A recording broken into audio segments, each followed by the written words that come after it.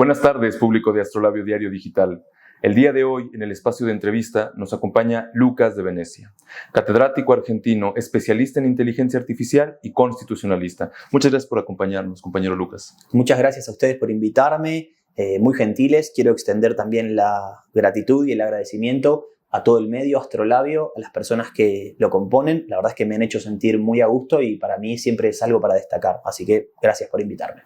No, de nuevo, gracias por acompañarnos. Y el catedrático Lucas de Venecia visita México y San Luis Potosí en específico esta semana para presentar una ponencia donde se aborda la trascendencia de las inteligencias artificiales y su impacto en las juventudes.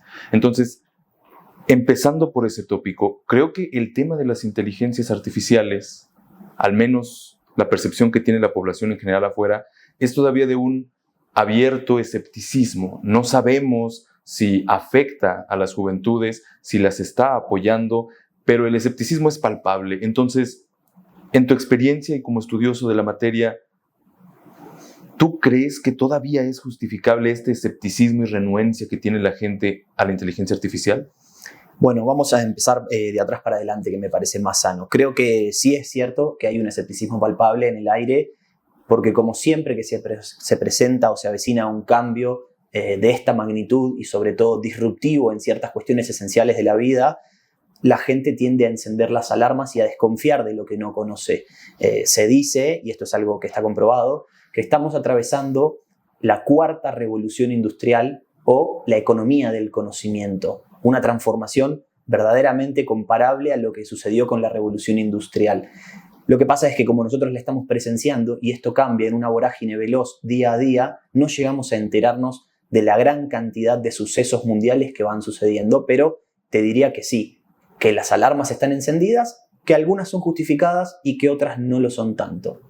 De acuerdo. En el punto específico de las juventudes, creo que aquellos que se dediquen o que dediquen por ahora su juventud al estudio saben que las inteligencias artificiales están presentes. Quizás se las sugieren, quizás ya las utilizan, una gran mayoría justo ya las aplican para sus estudios.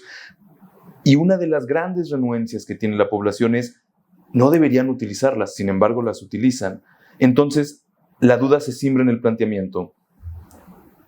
¿Las inteligencias artificiales pueden potenciar la capacidad de estudio de los jóvenes o la están coartando? Sin duda que se puede potenciar. Como cualquier herramienta novedosa, tiene luces y sombras y hay que ver cómo se la utilice, quién la utiliza y con qué fin. Y te podría citar un centenar de ejemplos.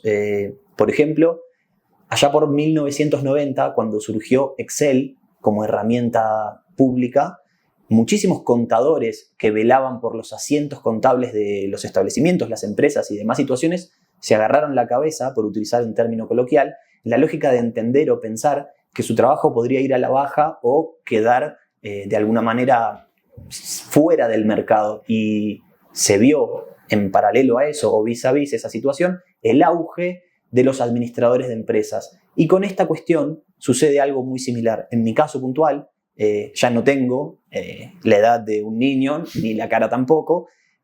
Soy más bien una especie de nativo digital o migrante digital. Entonces todavía tengo bien patente enseñanzas y recuerdos de mi adolescencia. Pero hoy, como docente universitario, veo que todos los alumnos utilizan inteligencia artificial, incluso por voluntad propia. Entonces, hacia el interior y el seno más privado de las aulas, creo yo, y esto es una opinión personal, que es un despropósito no estimular en los jóvenes el conocimiento y sobre todo el despliegue del centenar de herramientas que existen al alcance. Hoy, mantener una educación vetusta o como la que recibimos nosotros para las nuevas generaciones, lo considero un error, porque se dice que muchos de los trabajos a los que se van a dedicar los niños por nacer aún no se han inventado. Entonces, así como cuando uno ve un hijo, un sobrino, un primo o el hijo de un amigo de 3, 4, 5 años manejar la tablet, los aplicativos y las pantallas con extrema perfección y uno tiende a pensar o escucha desde especialistas en neurodesarrollo infantil que las pantallas hacen mucho daño, también es el ecosistema con el que ellos se crían y nacen. Y esas ventajas o esas desventajas también se aplacan con ciertas ventajas en el día de mañana, poder desplegarse en un ecosistema que es 100% digital y te diría que va a ir al alza.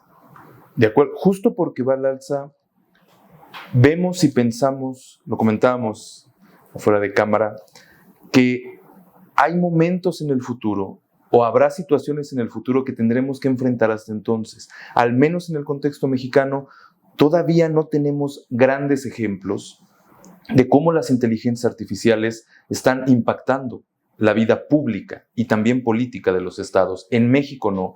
Sin embargo, ¿podrías traer a colación y mencionarnos algunos ejemplos que tengas muy claros de cómo ya está pasando eso que para nosotros todavía no es una realidad palpable? Bueno, hay un fenómeno que se conoce como la obsolescencia laboral y este miedo que tienen las personas de representarse su día a día laboral y pensar que la inteligencia artificial me va a dejar sin trabajo. La real verdad sobre esto es que hay veracidad detrás de eso. Sí va a suceder. Hay algunos trabajos que van a ir a la baja, como así también hay otros trabajos que van a ir al alza. Yo podría citarte por enumerar simplemente algunos ejemplos. No sé cómo sucede en este país, pero en algún momento existió quien despachaba la gasolina. ¿Sigue existiendo aquí? No lo sé. Bueno, te diría que ese es un trabajo que probablemente vaya a la baja. Existió quien te cobraba el peaje, o no sé si sigue existiendo. Es otro trabajo que va a ir a la baja seguramente. Trabajos rutinarios que pueden ser automatizados. Ahora, lo que viene siendo un fenómeno, sobre todo para quienes estamos en el mundo de la tecnología, es que nosotros tendríamos a creer que la inteligencia artificial iba a llegar para reemplazarnos en las tareas más repetitivas y que nosotros íbamos a poder tener más tiempo para poder dedicarnos a cuestiones que requieran de un razonamiento o de una creatividad más elevada. Y lo que se está viendo es que la inteligencia artificial termina haciendo las notas periodísticas por vos para que vos tengas más tiempo de lavar la ropa o de dedicarte a una cuestión más hogareña, cuando se representaba en el inconsciente colectivo como algo al revés. Uno tendía a creer que iba a llegar un robot que se ocupara de los quehaceres domésticos y que yo me iba a poder dedicar a mi trabajo, a la crianza de los hijos o al esparcimiento ocioso con mis amigos con mayor tiempo. Hay un fenómeno que se ve y mucho, fruto de la cantidad de parámetros con la que está entrenada la inteligencia artificial, y es que casi todo en el mundo está escrito. Hoy el mundo es binario, se mueven unos y ceros. Entonces, si bien anteriormente te mencioné trabajos que podían ser más administrativos y sencillos, te diría que otras profesiones, y sobre todo nuevas profesiones, community managers, mismo el periodismo está sufriendo un revuelo bastante interesante a la hora de entender desde avatars ultra realistas que están reemplazando presentadores de noticieros. Y lo traigo aquí a la mesa como para que lo pongamos por lo menos sobre análisis. Pero sí, hay un centenar de cuestiones. Me imagino, por ejemplo, la medicina. Uno siempre tendía a elegir, a la hora de ir a intervenirse quirúrgicamente, al médico de mayor experiencia. Y de hecho, cuando íbamos a hacer una consulta y nos tocaba un médico joven, tendíamos a mirarlo de reojo y descreer prefiero al médico que tiene cierto recorrido, cierta trayectoria, que va a saber diagnosticarme mejor. Bueno, hoy la inteligencia artificial cuenta con cientos de miles de millones de patrones de entrenamiento, lo cual hace que tenga la capacidad de diagnosticar, porque conoce casi todos los diagnósticos del mundo, casi que mejor que cualquier médico especialista. Entonces, quizás se vaya a ver que el médico clínico, el médico que te recibía en el hospital, que era quien te diagnosticaba, vaya a ser reemplazado. Ahora, por ahí existan otro tipo de médicos que no tanto, pero podría emplearme. Por tocar la medicina, hay médicos que son cirujanos o microcirujanos del cerebro. Bueno, hoy en día existen robots que tienen mayor precisión que el pulso de una persona, pero también del otro lado hay una falta de responsabilidad, pero separándola. O sea, no hay quien se pueda hacer responsable de una falla de un robot frente a una operación o una microcirugía. Entonces, todo el ecosistema laboral se está transformando, el derecho no está ajeno a esto, hay demandas que se redactan con inteligencia artificial. Creo que quien antiguamente era un buen profesional en su materia y hoy en día logra apalancarse de herramientas de inteligencia artificial, se va a potenciar y va a poder dominar la escena por encima de los restantes profesionales. Y aparece otra figura, quien no era tan buen profesional, pero sí se perfeccione en inteligencia artificial, va a poder de mínima nivelarse con quien antiguamente era el experto o superarlo, porque la inteligencia artificial hoy prácticamente que tiene la capacidad de hacer todo o casi todo. De acuerdo. Justo hablabas del tema de quién se hace responsable cuando hablamos de la intervención de una inteligencia artificial.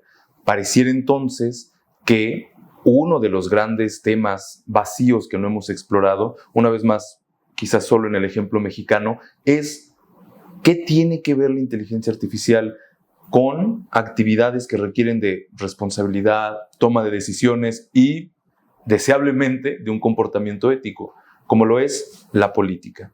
¿Hay ejemplos en el mundo de esfuerzos que busquen apalancarse en la inteligencia artificial para mejorar las condiciones cívicas y políticas de un Estado? Sí, sin duda, lo hay también. Como te comenté al principio, la inteligencia artificial es una revolución que atraviesa todas las disciplinas y la política no está ajena a esto. Te podría citar un ejemplo muy palpable. En Nueva Zelanda existe un chatbot que se llama Sam para brindarle mayor acceso al ciudadano a cuestiones democráticas desde mero trámite hasta urgentes, en donde la persona tiene la posibilidad de ser oída directamente, fruto de que se recopilan la cantidad de datos y si muchas personas se quejan o peticionan una misma situación, como antiguamente era juntar firmas para algo, esto tiene mayor celeridad y eficacia a la hora de concretarse y de llegar a las manos de quien tiene el poder para ejecutar una política pública. Pero vis a vis con eso, también, por ejemplo, en Dinamarca se vio el auge de un partido político, The Synthetic Party, liderado por una inteligencia artificial de nombre Lars, que se presentó a los comicios presidenciales hace no más de un año y medio y obtuvo casi un 25% de los votos, fruto de que únicamente aseguraba transparencia, trazabilidad, corrupción cero y nepotismo cero. Entonces, si bien nosotros solemos poner en un pedestal a la política, hay un costado de la población que se encuentra realmente muy decepcionado por la política, que ya no va a votar, que ya no cree en ningún candidato, que cree que son siempre todos los mismos, que cree que las personas llegan a la política para enriquecerse y ver la figura de una inteligencia artificial que se mueve en virtud de cuentas matemáticas algorítmicas de ceros y unos nuevamente. El mundo se ha vuelto un fenómeno de Big Data, sobre todo binario, tiende a pensar que quizás la decisión más correcta sea aquella que beneficie a la mayor cantidad de personas. Cierto en ese aspecto. Otro aspecto que yace en el contexto cercano que nos cruza aquí en México es que las autoridades mexicanas en este momento están discutiendo una reforma electoral, es decir, cómo hacer mejor los procesos para elegir a las personas quienes nos gobiernan. La inteligencia artificial o algún otro sistema que se cruce o maneje la Big Data puede ayudarnos a mejorar esos sistemas de elección. Bueno, yo lo primero que quiero hacer cuando recibo este tipo de preguntas es ser honesto con quien me entrevista. Yo no soy mexicano, entonces no conozco a la perfección cómo es el sistema de comicios y electoral en este país. Te puedo hablar, por ejemplo, de lo que sucede en mi país, en Argentina, que quizás tenga algunas similitudes. Nosotros aún votamos por un sistema vetusto o, te diría, bastante arcaico de boleta, papel en una urna. Iguales, bueno, estamos iguales. Bueno, en eso nos parecemos. Siempre hay propuestas desde boletas únicas, desde achicar la cantidad de candidatos que llegan hasta la instancia final o desde robustecer los protocolos de custodia de los datos más privados como es el sufragio dentro de los comicios de una persona. Pero también hay otras alternativas a camino medio como el voto electrónico, susceptible de ser hackeado, seguro, pero nada impide que alguien abra una urna y cambie todos los sobres. Y también hay algunos métodos más novedosos que involucran otras tecnologías disruptivas, como por ejemplo la blockchain, y poder hacer del voto una cuestión inhackeable, fruto de la descentralización que opera detrás de esta tecnología. De acuerdo. Esas son las propuestas y ya existen los ejemplos. Aquí en Latinoamérica, a partir de tu experiencia, ¿cuáles son los grandes obstáculos que impiden que los gobiernos volteen a ver esas tecnologías?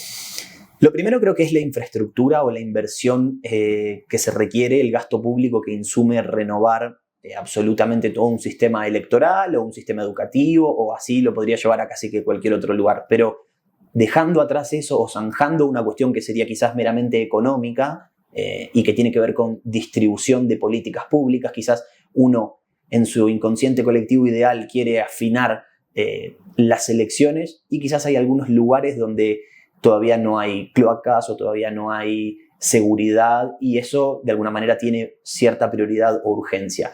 Pero te diría que el principal freno que tienen hoy las grandes tecnologías a la hora de enfrentarse a transformaciones realmente contundentes es la desconfianza por parte de la gente de no saber hacia dónde uno está entregando lo que ya se conoce. El famoso siempre se hizo así y esto funciona, equipo que gana no se cambia. Entonces habría que ver si verdaderamente gana el equipo o lo que uno cree que es ganar, pero te diría que el principal rechazo hoy en día todavía está en, y no me quiero poner ajeísta, pero en entender que quizás las personas que controlan grandes volúmenes de poder, ya sean políticos, dueños, empresarios y demás, representan o se representan en una edad etaria entre los 50 y los 60 y tienen otra formación base que sí les ha resultado a ellos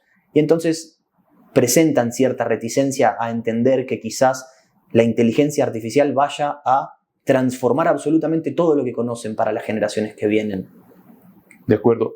Esta renuencia de quienes nos gobiernan, a tu forma de ver las cosas y tu opinión, ¿podría traducirse en un atraso en que estas mismas tecnologías lleguen a la población o ellas van a llegar sin importar quién intervenga? No. Esa es quizás el gran fantasma que sobrevuela esta cuestión. Las herramientas de inteligencia artificial que hoy conocemos como ChatGPT, Gemini, Cloud y demás, o DeepSeek, por ejemplo, de los chinos, obviamente tienen una versión premium paga, pero son públicas, son gratuitas. De hecho, algunas son hasta de código abierto. Entonces, es imposible frenar esto. Yo al principio de esta nota te comentaba que estamos viviendo la cuarta revolución industrial y me gustaría que te la imaginaras como una gran ola que se avecina. Y nosotros estamos todos parados en la orilla.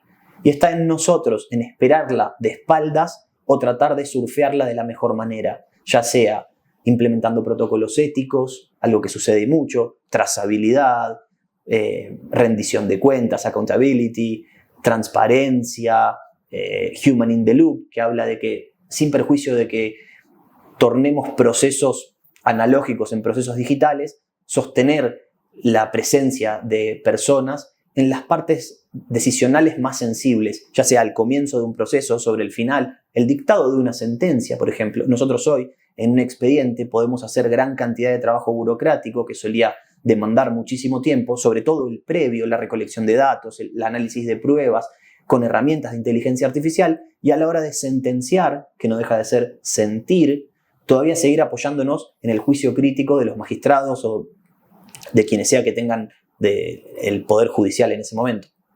Bien, de acuerdo. Compañero Lucas de Venecia, muchas gracias por acompañarnos en Astrolabio Diario Digital, de verdad. No, por favor, para mí ha sido un placer. Me siento muy a gusto aquí con ustedes y siento un cariño muy especial por la ciudad de Potosí, así que estoy ansioso de seguir recorriendo y de aventarme unos tacos. Excelente. Muchas gracias, público.